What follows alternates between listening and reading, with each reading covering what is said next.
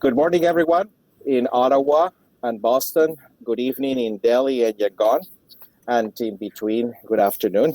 My name is Edgar Rodriguez. I'm a senior program specialist at the International Development Research Center, IDRC, and I'm the officer responsible for Myanmar programming. Welcome to another edition of the Myanmar Speaker Series. The series aims at taking deep dives by experts and practitioners working on a wide range of policy issues concerning Myanmar. The series is part of the Knowledge for Democracy Myanmar initiative, which has promoted capacity building for policy research since 2017, and it's funded by IDRC and by Global Affairs Canada. So I'm very glad to welcome colleagues from IDRC at large, from the Myanmar Initiative, Christian Medina, Gillian Dowie in Delhi, and in IDRC headquarters, we have several colleagues that have joined today. We also have colleagues from Global Affairs. We have Nadesh Giroux here in Ottawa and Maria Ramirez now in Yangon. We have about 100 people registered for this session. Many of them come from different parts of the world. We have from universities, such as McMaster University, University of Ottawa. We have from University of Toronto. We have from Tsinghua University in China. We have one person from Australia, Australian National University. We have a number of NGOs, non-government organizations working in Myanmar. We have representatives from government in Myanmar, from the Minister of Foreign Affairs in Myanmar. We have from a number of other partners. Some of them are related to our initiative. Some of them are new to the initiative. To all of them, very big, warm welcome.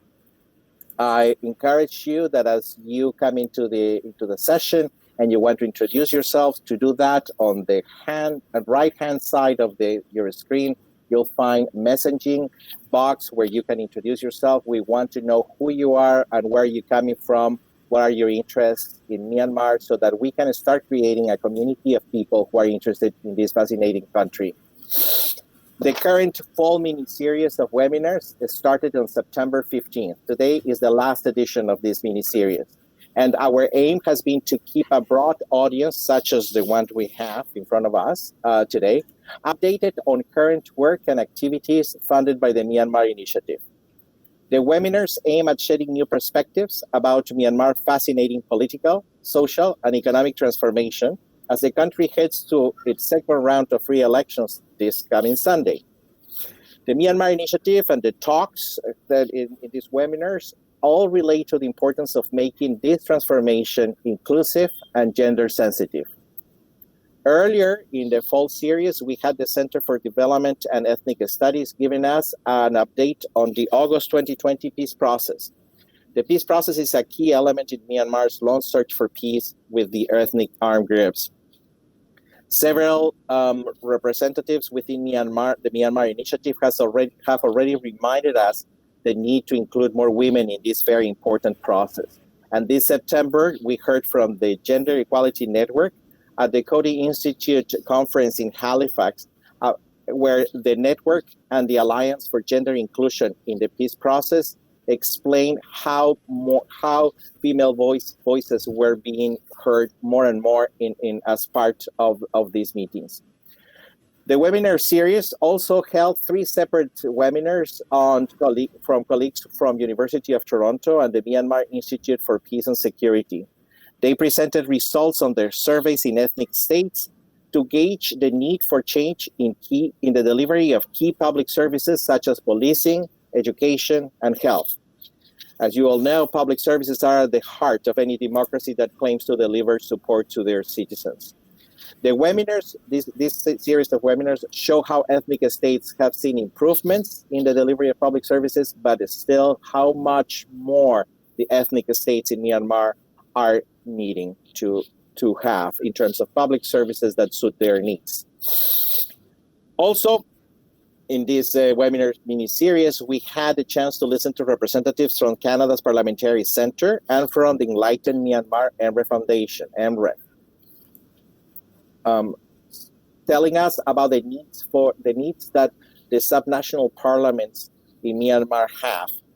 14 subnational parliaments in Myanmar states and regions already illustrate the diversity that we face in the country.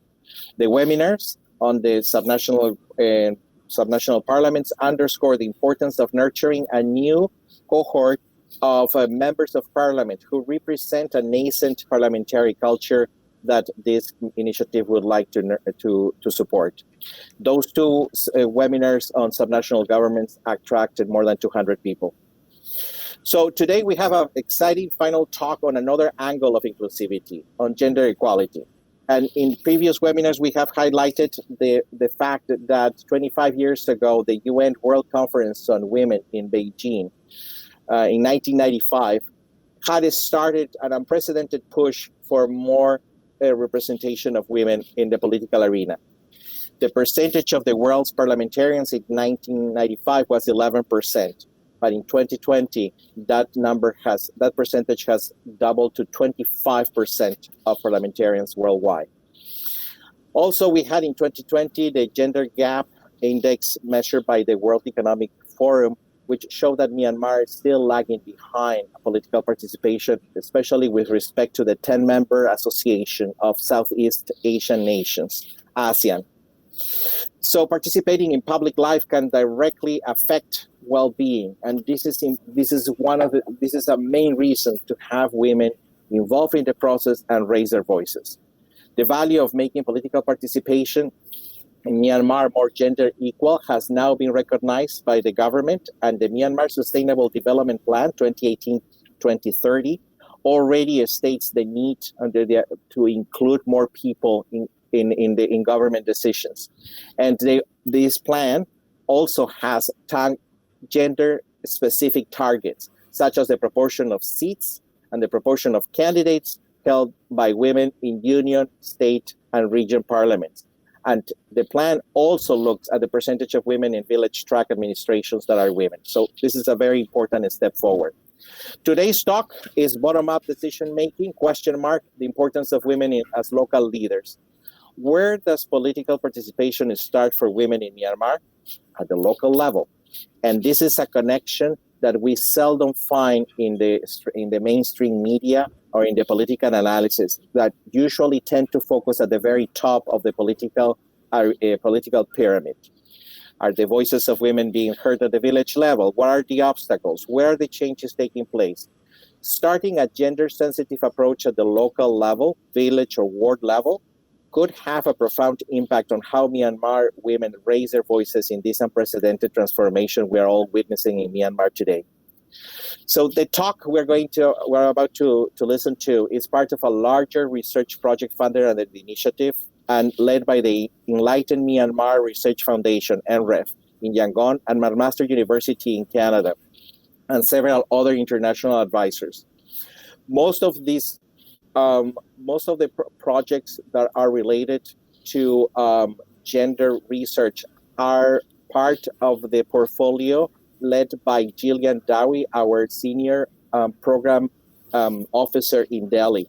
Jillian and other colleagues have led research on gender within IDRC that has highlighted the importance of including women in the development process.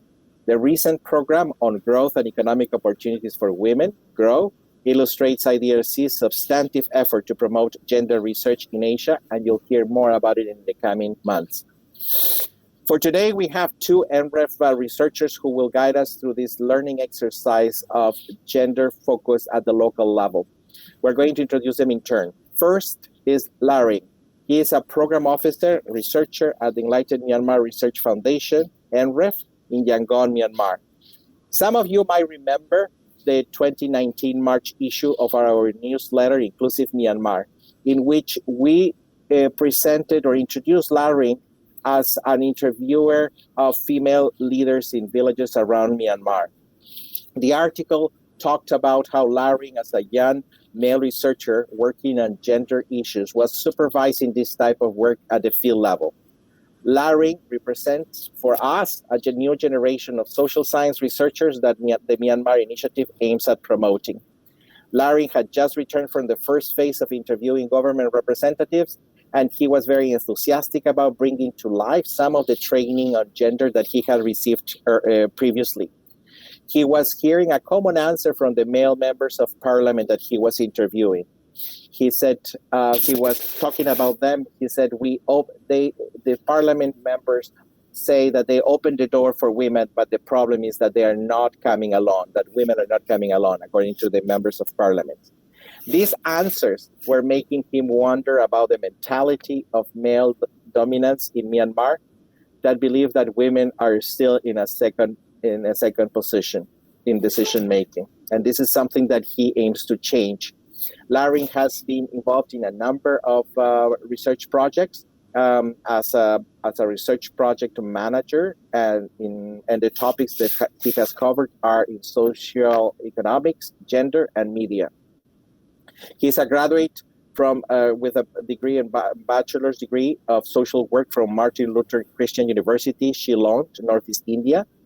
Then he pursued Masters of Arts in Social Science from Chiang Mai University.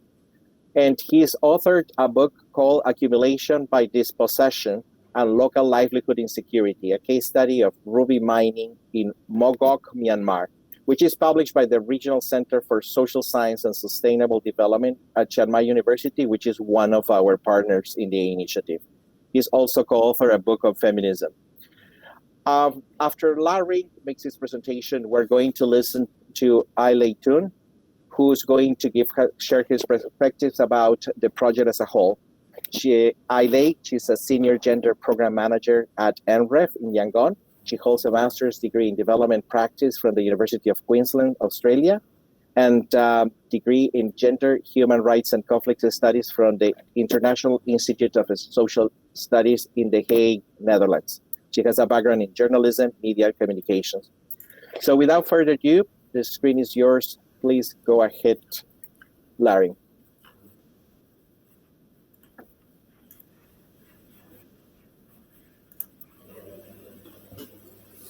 ကျေးဇူးများတင်ပါတယ်ဟုတ်ကဲ့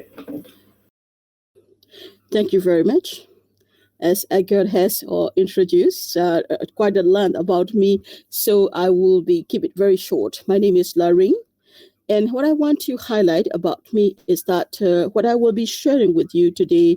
What will I be sharing? Let me introduce you a little, give a little context about my presentation.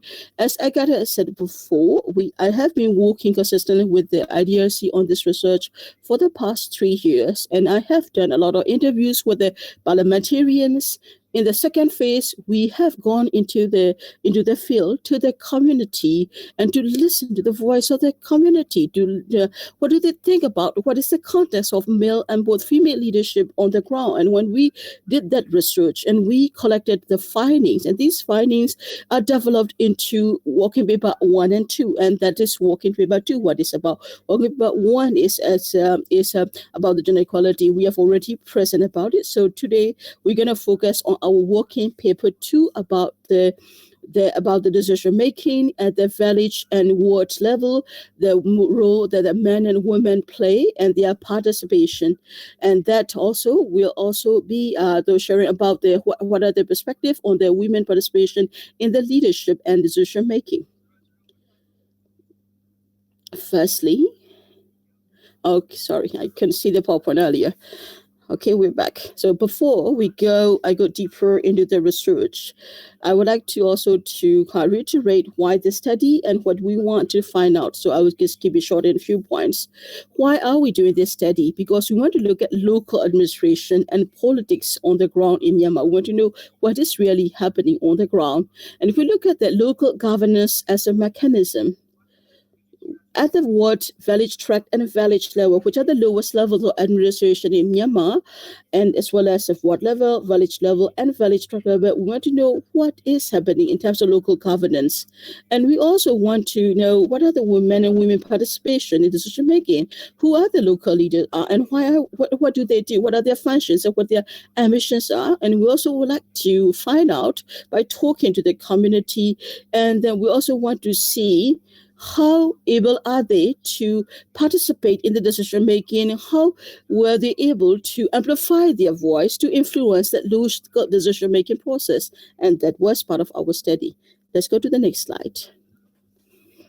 So in this research, we have used two methodologies. One is like a focus group discussion, the FGDs. We did it in the 4 states and region, ERB region, Mandalay region, Southern Shan state, and Mon state. So these are the 2 states and 2 regions where we have gone. We have organized 99 focus group discussion with nearly about 600 participants, we also have met village tract administrators as well as ward administrators. We try to make it as gender balanced as possible. So we try to include as much as possible both the 100 household heads or 10 household heads, which are the lowest administrative heads in Myanmar. So we were able to have the 98 key informer interviews. So these are the 2 methodologies we have applied in this research, and we'll be sharing the findings of the research, and we'll not be able to cover all the details, but we'll go into the major parts. Let's go to the next slide. Next slide, please. First point I would like to make, the first theme is, and when it comes to the community affairs, when we look at the local decision making, so we look at how important is the participation is. That is what I would like to discuss firstly. When we look at the importance of participation in local decision making in a local meeting, it is one of the fundamental rights or fundamental abilities of the citizens. So we consider this as an important element of being a citizen of a community, because that also helps them determine because these decisions have an direct impact on them. So it's really important for them to be able to be part of the decision making. It's also a right that they are entitled to. And when we talk about participation in the decision-making, participation can be at different levels and that are from different walks of life. We need participation from all walks of life, from both men and women, as well as from the elderly and the younger men and women also need to be able to participate in the process. Well, in terms of priorities, they may have different preferences. They have different priorities to be able to encompass all the different needs of their community. Then their participation is equally important. Secondly, I would like to talk about the meaningful participation. What do I mean by meaningful participation? And when we talk to the community, when we talk to the interview, we just said participation. Participation, that is, in the end, participation in Myanmar word, sometimes they will literally translate as involvement. It's more than being involved. And because being just involved is just attending a meeting and sitting there and listening and staying silent. But in English, when we say participate, there is also the active part, that where you contribute, where you are part of the process. That's what we mean by participation. So we adapt and say meaningful participation. You say what we need meaningful participation from different age groups, old, elderly, and younger generation, as well as from the different genders too. Only when there is meaningful participation, there is legitimacy, and that will contribute effectively to the decision making process. If, let's say, you have 200 households in that village tract, and in the election of a village tract administrator, if only 50 households are participating and they voted for the individual to be elected as a village tract administrator, will we have legitimacy? Will he be recognized as proper leader from the others who were not part of the process? That's one case example. And who are the local leaders is something we also look at. So firstly, we're going to talk about the role of the local leaders. In Myanmar, we have that township administrator. After the township administration, we have ward administration in urban area and village tract administrator in rural areas. And in the ward, you have 100 household heads, and another leader is called 10 household heads.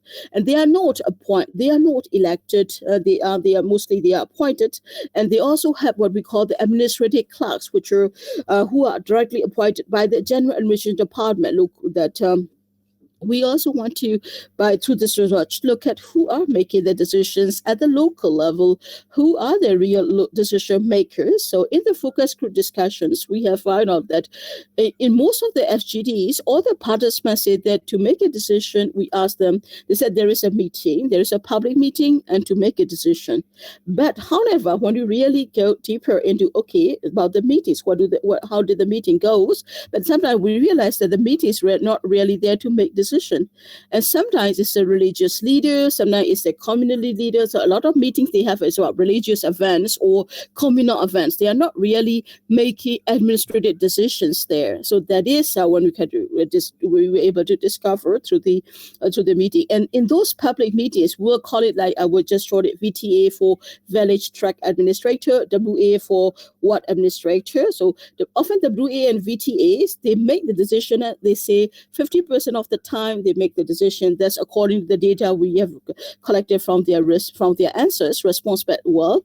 In reality, most of these public meetings are not really a platform where you have a collective decision-making practice, and they don't even really trust in the process. That is, they say, it doesn't really work. People are not really, really contributing much. So that's what we get from them. That's the feedback from these. Sometimes it's a public meeting. We did public meeting, but it takes too for many reasons. We just bring 4 or 5 people and make a decision, and that somehow happened too. And when we say public meeting, we ask them who came to these meetings, and mostly they said women came to the meeting a lot. Why? They thought men have to go out and they have to earn their livelihood. They are busy, and in the evening, if the meeting is in the evening, they are too tired, and sometimes community will lovingly tell that they are too drunk to attend the meeting. So usually most women attend the meeting, but however, the decisions are made by men. So that means that the minority of the men who attended the meeting were part of the decision making, and most of the figures in the community, local governance are men. So that's really the role that women are playing. But nowadays, some of the women are saying we cannot continue things like this, and it is the public meeting should be open to all and make sure there is more participation. And they're saying it's time for a change, and we need to make change happen. Next slide, please. Another point. Next slide. Thank you. So, thirdly, I would like to talk about, that men and women participation in the decision making in the local governance. So, at the local administration level, the number of women participation is very low. It's maximum we can say 8%, and we're talking about the context after 2012. Though there has been an increase in the parliament, but compared to that, if we look at the village and ward administration, we only have 2% at most. So there is a large difference between 10% in the parliament. In the villages, in the rural areas, there are that often they may not be directly related to the village administration, but the women also attend a lot of meetings. They are also part of the committees, but in reality, when you look at the committees, women are a minority in the village level committees like NCDDP, National Community Driven Development Project. That's one of the requirements is have a 50-50 participation, female participation. So that committee we have equal participation, but in other committees, women still consist of a minority. They come and attend the meeting. They just listen quietly. They never contribute, and they don't have the right to speak up. So they just come, attend, and quietly go back. And they often never complain, because they have been sort of that they often are told that the community leaders are doing the right thing, so you should not complain. So normally they won't complain. Another point I would like to emphasize is that women often don't speak up during the meetings. So we want to know, really, is it really true? So it depends a lot on the issues actually that are being discussed. If they say in the meeting is about microfinance or about getting a revolving fund, women consider this important issue, then they will speak up and they have a lot to say. And they will talk about the events. And when it comes to topics like security or about land issue, often women feel that women do not speak up, and that is also one of the feedback we have received from one of the focus group discussion. Next slide. Another.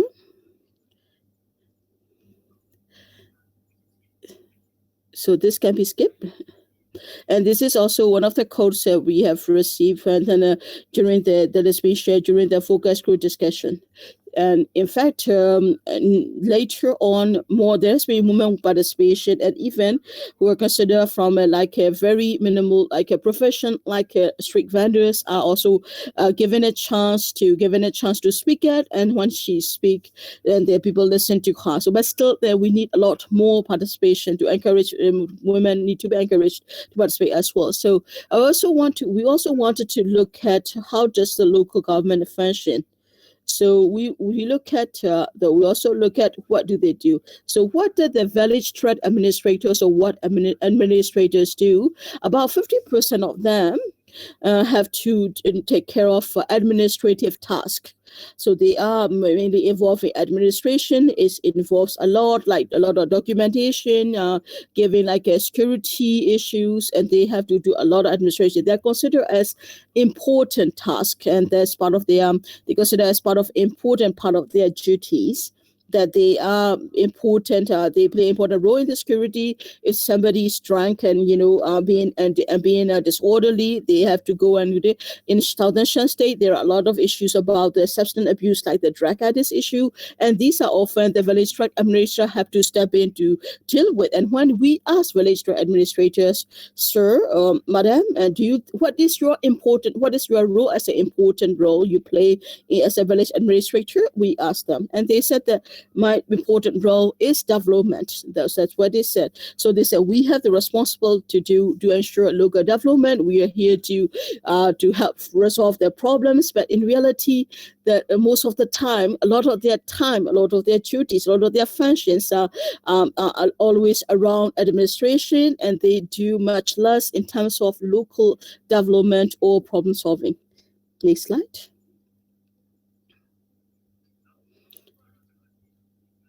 And next slide. So we also like to talk about the profile of the leaders and their experience. And when we research that, we ask the question, like, is education important to be a leader? In reality, education, they don't consider it as important or very important. They said leadership skills are important, although they say they may claim that leadership skills are important. When we look at the profile of the administrators, either village tract or village, they are at least finished high school. They finish high school and they have at a certain level. In our working paper, we have interviewed a lot of MPs and what kind of education level do parliamentarians need. They say that to become an MP, you need good education, and that's the response we have received. When we asked to the village community, they said no, education is not a big issue. But then they said that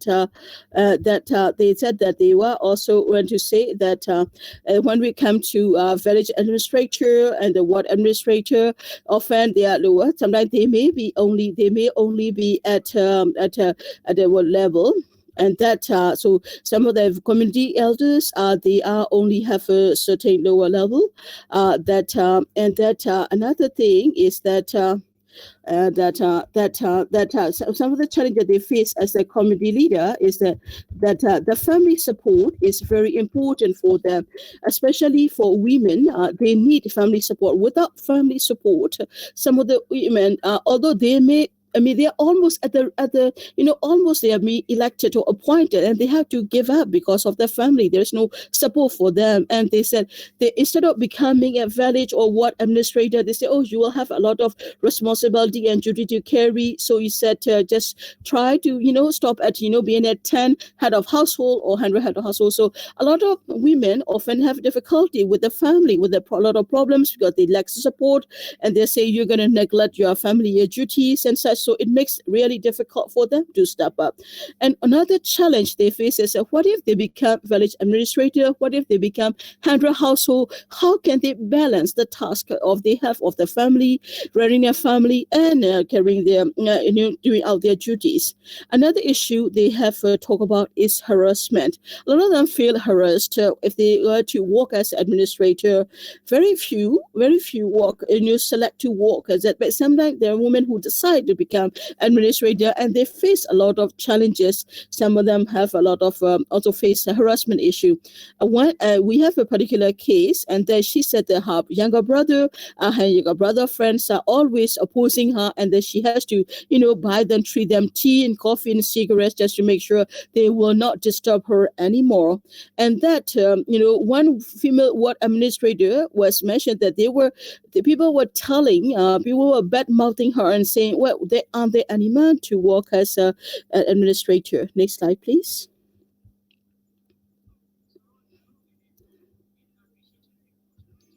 So, a champion swing or champion war she, but no, Muara, the champion Chinaha she, era Chaku she, don't go around, the let's see the Dandra Ocho Yima, she, the Luigi Pine, Sulu, not don't go around, Soya, about, Nene, which she checked the Poma Muti, the marginal recommendation of Tara Chipare. No matter take a the Luigi Pine, but not the Yakwa Ocho Yimuri, Jaya Ocho Yimuri, and Nene, there you are saying, some pitch Chara at Chema.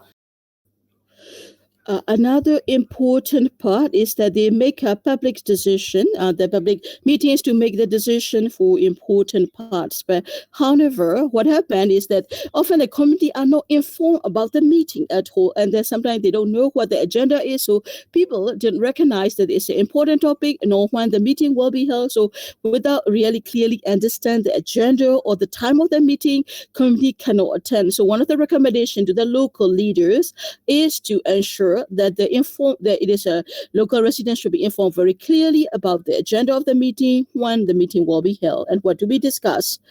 Another important part is that in the meetings, it is important to ensure all the participants, all the attendees at the meeting have an opportunity to speak. So that we'll be able to, so that they can contribute, so that we can listen to their ideas, we can listen to their inputs and their feedback. Especially, it is important to give the floor to, especially to younger women or those who are very, who will not come to these meetings regularly. Some of them are infrequent attendees because they feel excluded already, and that sometimes they only get a chance to attend if their father is busy or the mother is busy, and they don't usually get a chance to attend this meeting because they have to give priority to their elders. So they should also be given opportunity if they are coming to the meeting, so that they also will have a voice, and that will also help increase more participatory decision making. Another recommendation is that it is also important for the community elders not just to listen what the people have to say and just leave them there. No, it is also important to incorporate them, and it is important so that these ideas and the feedback shared from the community in the public meeting are properly incorporated in the decision making. Next slide, please. Lastly, I would like to give some recommendations to the government.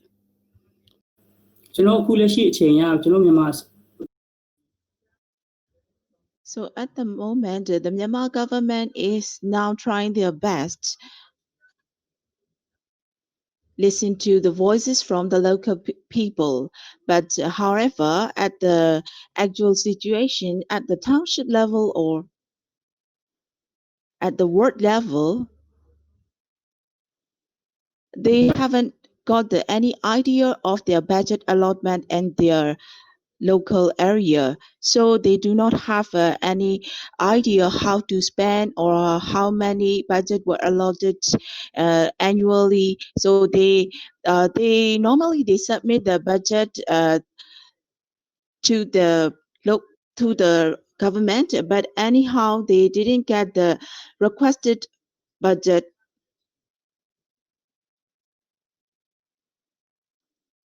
They asked for the project, but actually the project approved are not the ones they want, not the important one. So the ward level and the township level, they would like to get the information about the budget, how many budget they can have, so that it can be a very productive way. The second point is to ensure the local leaders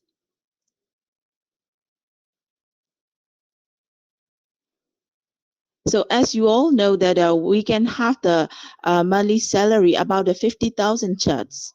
But anyway, that amount is not enough, and they have to go from here to there, and they have to spend their money. So they cannot manage very well because the amount they earn is not enough. They have to walk back their earning, their livelihood back. So the last point is about the direct elections for the position of village tract. So at the ground situation, you can see that only the head of household can have the right to vote, right to be elected. So if possible, we would like to recommend to introduce the direct election through universal suffrage for all local residents aged 18 and above. That will be inclusive, and we can create a platform for all people. These are the recommendations from us. So this is the end of the presentation. If we have time at the Q&A time, I will add more discussions. Now I would like to invite Ms. Electon.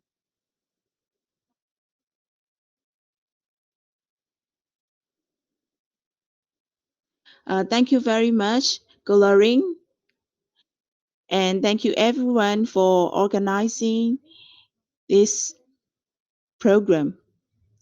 And also I would like to thank to Paul for organizing this event. As we have presented before, we have a previous entrepreneurship promoting equality in gender. We have that research before. This research is about the gender and the elections, and so this is like a working paper from that previous research. The first one is regarding with the paper, and the second one is this bottom up. These are the working papers. While we are working on this paper, we went to the ground field and we collected the survey data. Totally,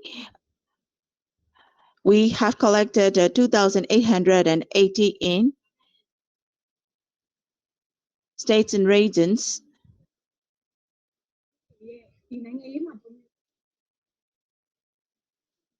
And then we will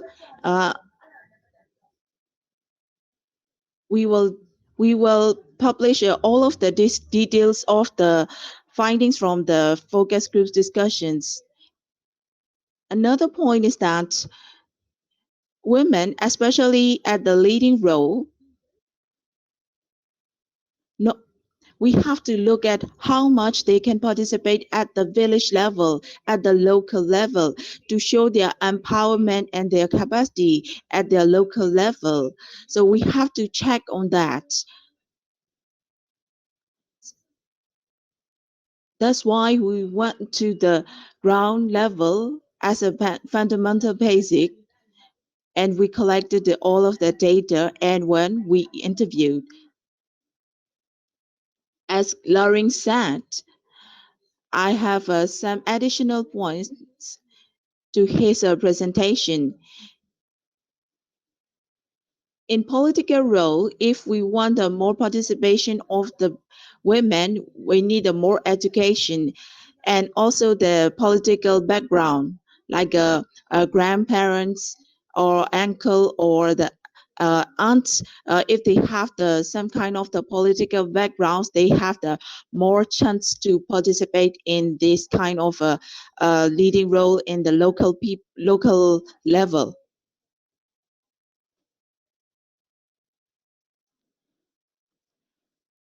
If the women they have worked as the teachers, like the primary teachers or the middle teachers, they have more chance to participate in the politics. There are some points I feel a little bit surprised. So how do they see their local people comparing to the other women, like our state councillor and the other distinct women in other political parties? So how do they see? So they impress with those people, but anyhow, they do not accept their local women. They feel like, oh, our women are not that productive, and they are not smart like that. This is their own concern to their women. So they thought women cannot shouldn't be the leader at the local level. In some cases, like if we have to discuss or talk with the local authorities, for the men ward authority, they can communicate easily. But anyhow, if the local administrator is a woman, it's really difficult for her to communicate and talk to that local local authorities. So that's why I thought that's the one of the points that we cannot find the local administrators, women local administrator, very few in many states and regions. The second point is that we can find that it's really hard to see the young generation at the politics role, especially in the parliament. Similarly, this is we can find it in the village level. So we need to promote the women to participate at the leading role at the village level. The last point is that, so in Myanmar, we have village local administration level, like 10-headed 10 houses and 100-headed household, like that. So women can become the 10-headed household, but they cannot get the salary for that. They have to spend their time and they have to work for their family. Although they want to participate and actively work for their village, but anyhow, they have their other strings attached, like their family workloads and the other their income. So we have some pamphlets published by our government from our organization. You can check on that. This is the link that where you can find the research paper. Thank you very much. Thanks, Lorraine. Thanks, Siley. This marks the end of the presentation and the start of the question period.